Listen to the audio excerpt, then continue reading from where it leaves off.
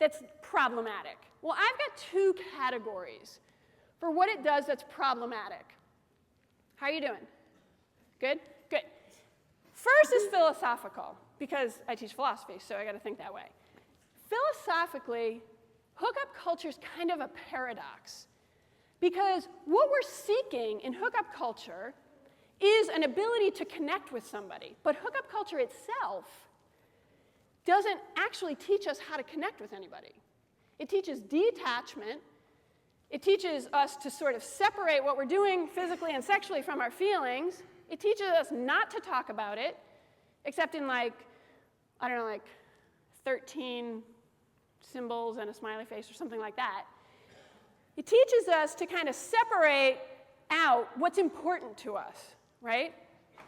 Practically speaking, this is sort of a bigger problem for me, and this is why I give talks. And I give talks like this all the time. I could do this 2 or 3 times a week, all the invitations that I get now from schools, because this is going on across the board at colleges and universities. This is the dominant social script that students are walking into, not only in college, but in high school too, which maybe in your high school it was prevalent.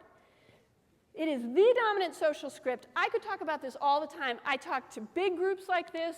I talk to small groups in dorms. I talk to classes. People are really interested in hearing about this. So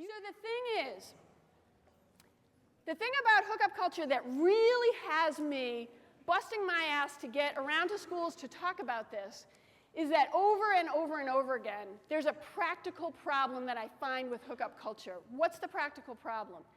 Everybody that I turn to says, yeah, this is my social scene, but in the end, I feel really lonely. I feel that nobody really knows me.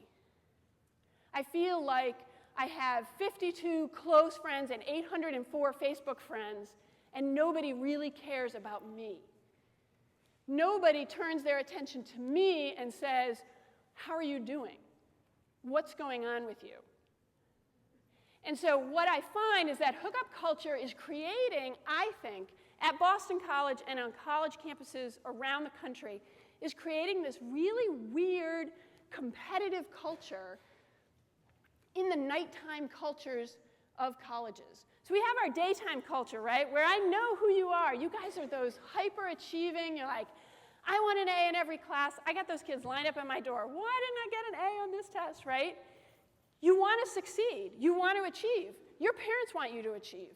You can do this. But then at night, it's like this hyper-competitiveness gets into that nighttime culture, and we're competing on this hookup thing, and it creates this really harsh sort of a scene where people are kind of out there looking, right, sort of waiting to see how drunk you are, if they're the right amount of drunk, and if you're just chill enough to do this.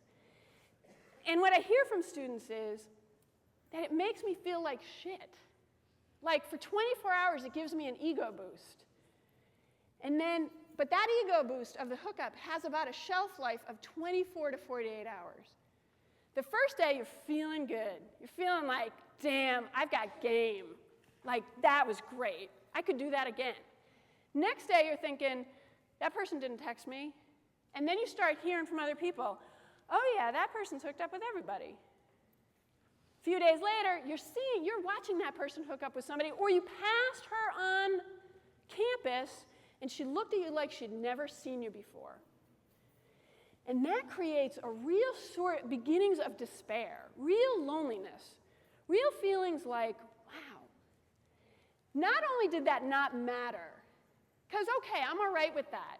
Like, because I know the rules of hookup culture, like, I know it doesn't matter. I have to know that going in.